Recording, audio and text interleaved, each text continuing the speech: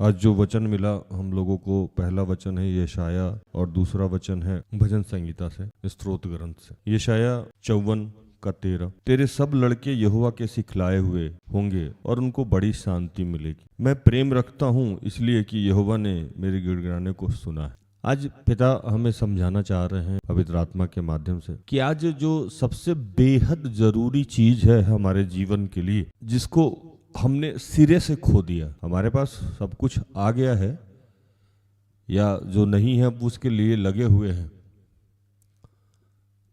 लेकिन जो मूल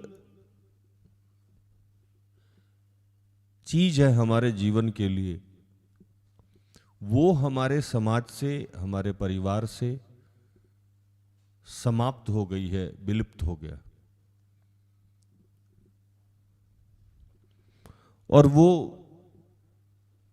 ईश्वरीय शांति। मैं प्रार्थना उधर परिवार में जब पहली बार आया था तो मुझसे रिक्वेस्ट की मांगा गया, जैसे आप सबों से मांगा जाता है, और मैंने एक ही लाइन उसमें लिखा था कि परिवार में शांति। और मैंने देखा कि जैसे जैसे मैं प्रभु से जुड़ता गया, प्रभु मुझे चुना और प्रभु अपने काम में इस्तेमाल करता गया। प्रभु ने मुझसे एक वादा किया जो वो आज आप सबसे करता है कि अगर आप चाहते हैं कि आपके जीवन में किसी भी भली वस्तु का अभाव नहीं रहे, और इससे ऊपर आप ये चाहते हैं कि आप चैन से सो जाएं, आपको अच्छी नींद मिले, आप चाहते हैं कि आपके बच्चे आज्ञाकारी हों, आप चाहते हैं कि आपकी पत्नी आपकी बात सुने, आप चाहते हैं कि आपके पति आपसे प्यार करें, आपकी बात सुने, आप चाहते हैं कि आपके माँ बाप आपकी बात सुने, आपको प्यार करें, आप चाहते हैं कि आपके समाज में आपका मान सम्मान हो। ये सब कुछ लगभग हम सब लोग चाहते हैं। तो ये सब कुछ प्रभु देगा, और इनसे ऊपर जो चीज चाहिए वो शांति भी प्रभु देगा। आप एक बात कभी समझ के देखो कि आप ढेर सारा पैसा कमा लिए, बहुत बड़ी बड़ी गाड़ी है आपके पास,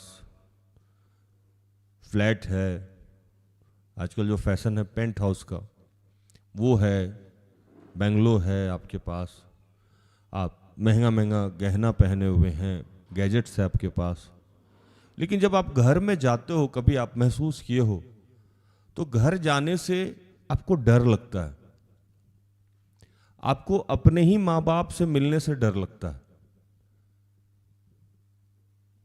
आपको लगता है कि पता नहीं ये मेरे सुनेंगे नहीं सुनेंगे, ये मुझे समझेंगे नहीं समझेंगे। अपनी ही पत्नी के पास जाने से डर लगता है, पता नहीं फिर किचकिच तो नहीं करेगी। अपने ही पति से अपनी समस्याओं को कैसे रखें, ये तो दारू पी के आया हुआ है, नौटंकी करेगा, या पता नहीं। अपने ही बच्चों को अधिकार के साथ हम बोल नहीं पाते, डरते हैं नहीं सुनेगा, उदंड हो गया है। घर में सब कुछ है, लेकिन हमारी आंतरिक शांति चली गई है। वो शांति आ ही नहीं सकती है। आप चाहे जो भी कर लें, जैसा भी कर लें, वो आंतरिक शांति नहीं आ सकती। ये शांति जहां से निकलती है, शांति का जो दाता है, शांति का जो स्रोत है, वही ईश्वर है। वो एक वचन में कहता है कि मैं तुम्हें अपनी शांति दिए जाता हूं, जैसा संसार नहीं देता। संसार जो आपको देगा उसमें शांति नहीं मिलेगी आपको। सब कुछ आप हो सकता है कि अपने सिरे से कमा लें, जुझारू हो, मेहनती हो, तो कुछ हद तक आप तरक्की भी कर जाएं, लेकिन क्या फायदा है वैसे तरक्की का जिस तरक्की को आप भोग नहीं पाए। जैसे बाइबल लिखती है ना कि जो घर तुम बनाओगे उसमें तुम रहोगे भी। अब आप घर बना लो, उसमें रहो नहीं, तो उस घर का क्या फायदा। कल एक भाई ने कहा कि आप पति पत्नी पे बहुत बोलते हैं। मैं बाद में मुस्कुराया और मैं ये बोलने लगा कि पति पत्नी पे मैं कैसे नहीं बोलूं, सृष्टि का निर्माण ही इसी से शुरू होकर इसी पे खत्म हो गया। एक परिवार जो है चर्च की छोटी इकाई होती है, परिवार से ही चर्च बनता है, कलीसिया का निर्माण होता है। अगर परिवार नहीं हो तो कलीसिया कहां से बनेगा? भूषण भाई, बनेगा? नहीं बनेगा। परिवार बनता ही है पति पत्नी से। आप भूल गए कि अगर प्रभु को यह जरूरी नहीं लगता तो प्रभु ने दो ही निर्माण किया था, तीसरे रिश्ते का निर्माण नहीं किया था। प्रभु ने दो ही रिश्ते, एक ही रिश्ते का निर्माण किया था। दो तो बहुत मैंने कह दिया, एक रिश्ता प्रभु ने अपने हाथों से रचा था, जिसको आज हम लोग गाली बना दिए हैं, मजाक का सिरा बना दिए हैं, मजाक का हिस्सा बना दिए हैं। सिर्फ एक रिश्ता ईश्वर ने अपने हाथों से बनाया था। क्योंकि आप लोग बाइबल पढ़ते नहीं है, समझते नहीं, आपको समय नहीं है, आपको तो भागना है नौकरी के पीछे, बिजनेस के पीछे, बच्चों को ठीक करने के पीछे, जो कि आपसे कभी होना नहीं है, और आप अशांत हैं, अशांति में हैं।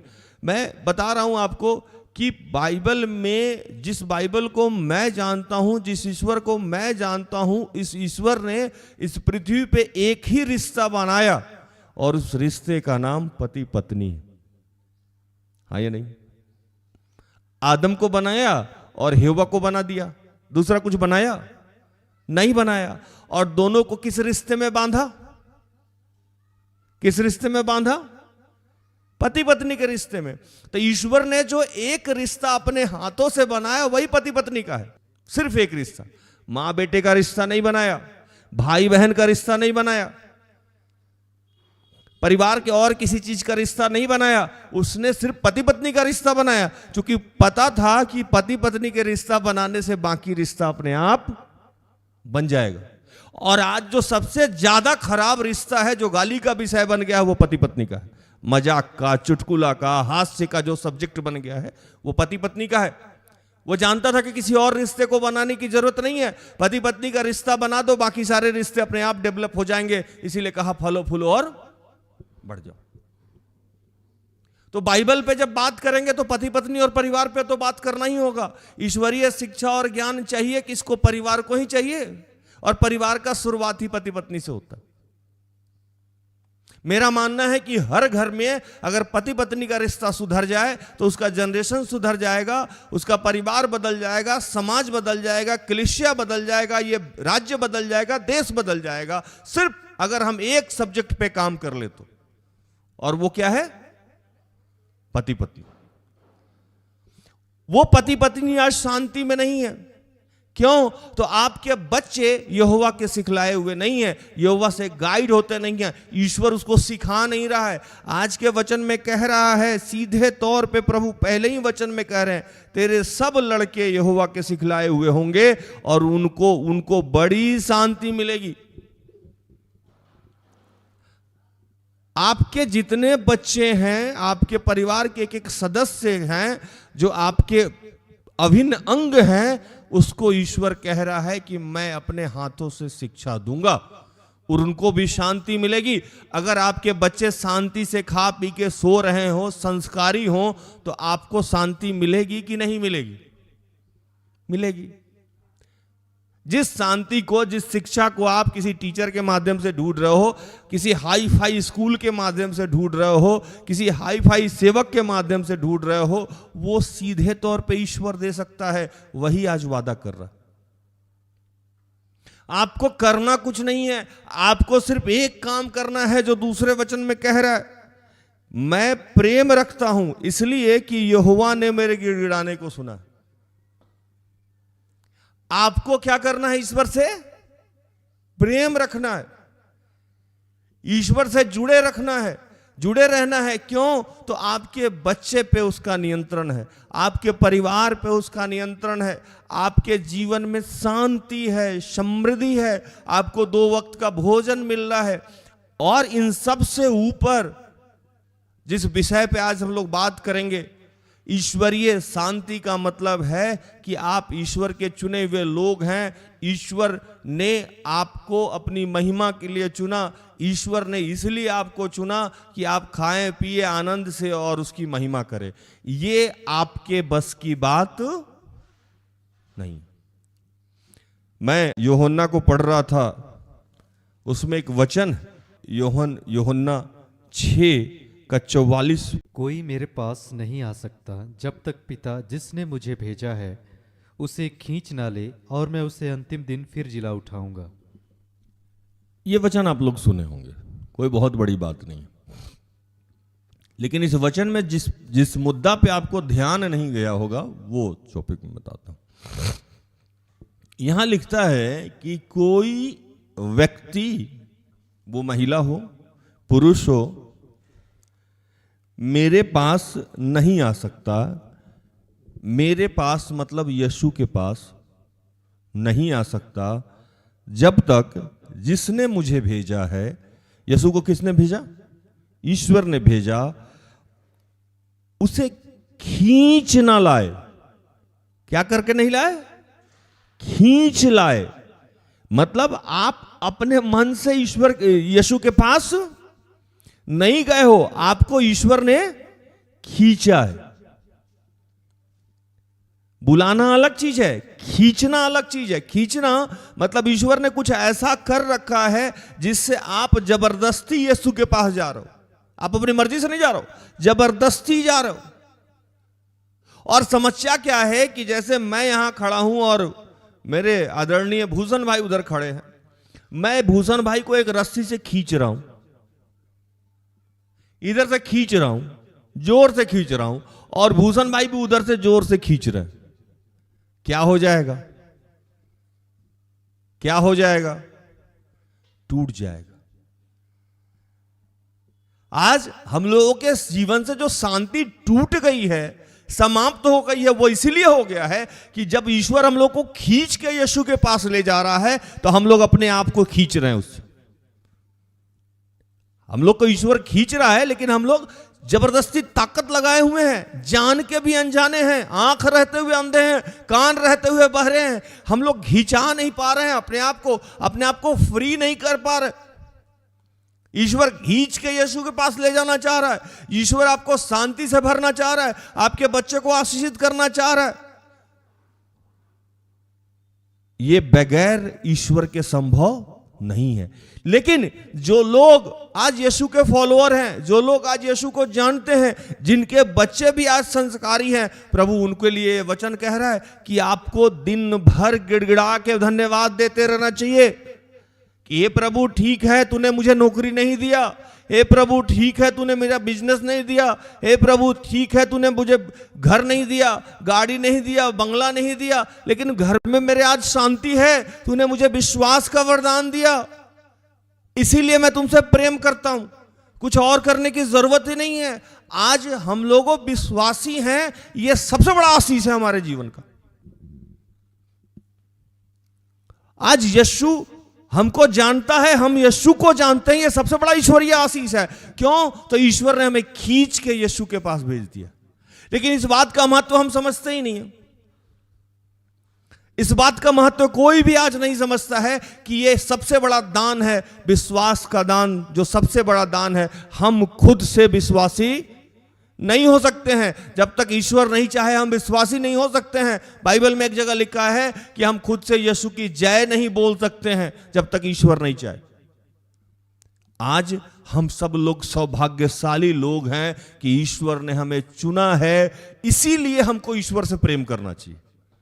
कुछ और करे या ना करे, ये बहुत बड़ा दान है हमारे जीवन में कि उसको हम जानते हैं, वो हम पे विश्वास करता है, हम उस पे विश्वास करते हैं, इसीलिए हम गिड़गिड़ा गिड़गिड़ा के उसका धन्यवाद करें। अगर ऐसा हम करते हैं तो हमारा कोई भी जनरेशन, प्रभु कहा कि आपका 1000 पीढ़ी तक मैं आशीषित करूंगा। 1000 पीढ़ी जोड़ के देख लो, आप अपना पिछला दादा परदादा के बाद आप किसी का नाम नहीं जानते होगे। 2 या 3 पीढ़ी बाद आप किसी का नाम नहीं जानते हो। प्रभु कह रहा है कि आप सिर्फ ये काम कर लो और मैं आपके 1000 पीढ़ी तक को आशीषित करूंगा।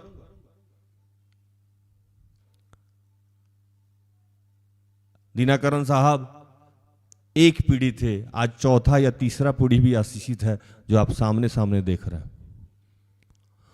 हाँ या नहीं? वैसा आशीष जो कभी कोई सोच भी नहीं सकता है। क्या कोई बिजनेस करेगा, क्या कोई व्यापार करेगा, क्या कोई सरकारी नौकरी करेगा, क्या कोई ऑफिसर होगा। आपको बस और किसी चीज, हमारा ध्यान आज शैतान, जिसको मैं भैया बोलता हूं, डाइवर्ट कर दिया। इस बात का महत्व ही नहीं है। आज हमारे क्रिश्चियन परिवार का यही हाल हो गया। हमको यह विश्वास का दान मिला है, हमारे साथ ईश्वर है और हम विश्वासी हैं, इस चीज का एक्साइटमेंट खत्म हो गया। इसीलिए बाइबल का वो वचन जिसमें लिखा हुआ है कि नया पुराना हो जाएगा, अगला पिछला हो जाएगा और पिछला अगला हो जाएगा। जब बाहरी समाज से बच्चे आते हैं वो ज्यादा एक्साइटेड रहते हैं और वो प्रभु को ज्यादा धन्यवाद देते हैं कि पिता तूने मुझे चुना। लेकिन क्रिश्चियन परिवार आज इस बात को भूल गया है कि सबसे बड़ा दान जो है वो विश्वास का दान है। सबसे बड़ा आशीष जो है हमारे जीवन में वो शांति है।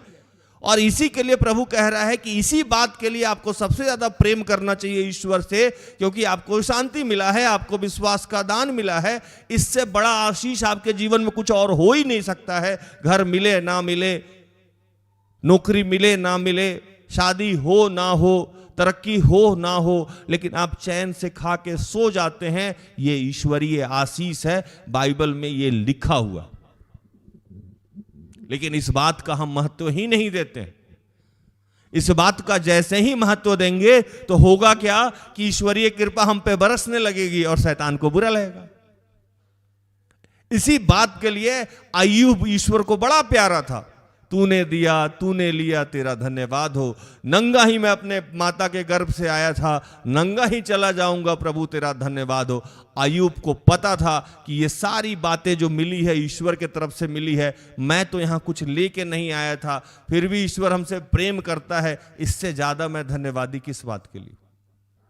इससे और आशीष की बात आपके जीवन में और क्या हो सकती है कि ईश्वर ने आपको खींचा है और यीशु के पास लेके गया है और यीशु के माध्यम से हमें जीवन का रोटी मिलता है। मैंने प्याऊ पे लगाया हुआ है कि जो जल मेरे पास है अगर तुम पी लो तो फिर तुम्हें कभी प्यास नहीं लगेगी। जीवन का जल मैं हूं, जीवन की रोटी मैं हूं। और ईश्वर ने क्या किया?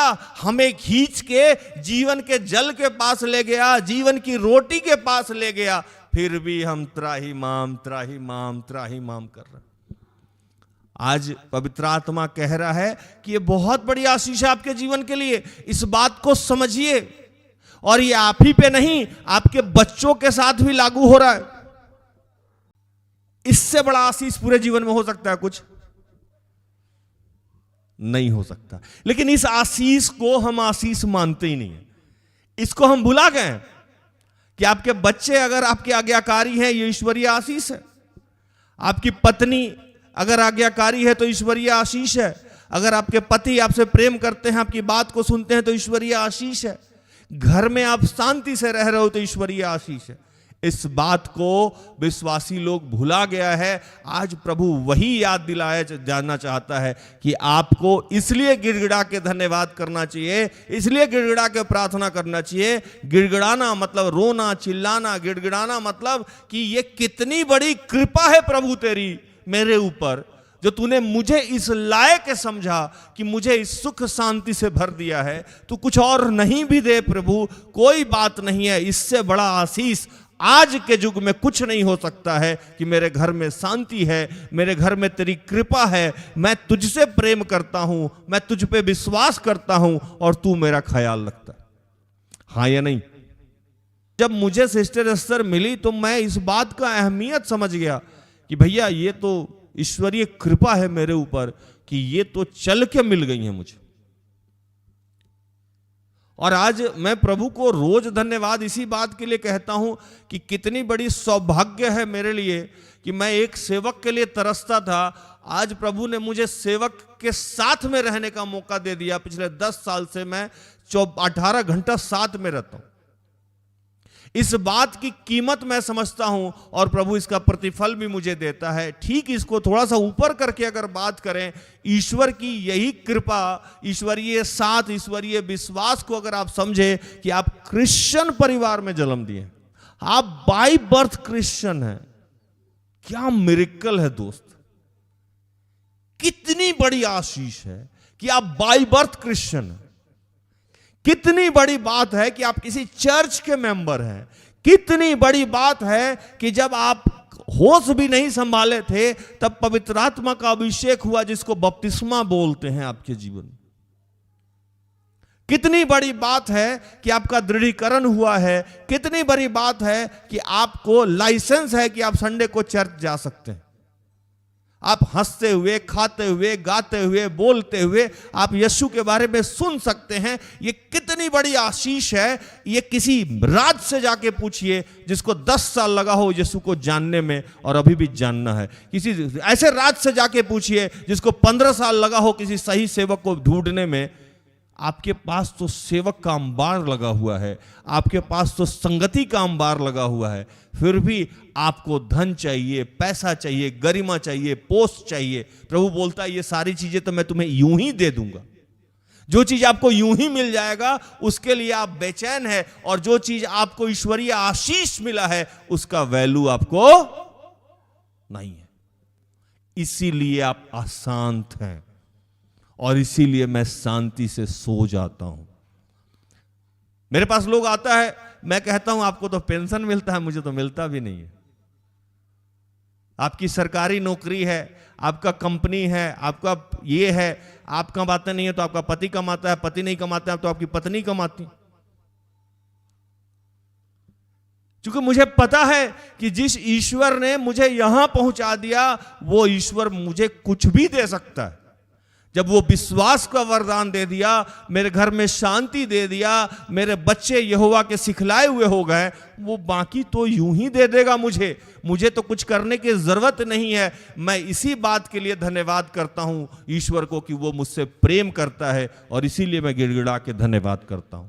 आज सारे ही विश्वासी को इसीलिए गिड़गिड़ा के धन्यवाद करना चाहिए, क्योंकि ईश्वर उससे प्रेम करता है और आप ईश्वर से प्रेम करते हैं। किसी और चीज की जरूरत आपको महसूस नहीं होनी चाहिए। आपको विश्वास का दान मिला है, यही बहुत बड़ा आशीष है आपके जीवन की।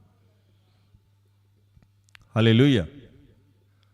तो प्रभु इन सारे वचनों से आप सबको, मुझे भी आशीषित करें। आमीन।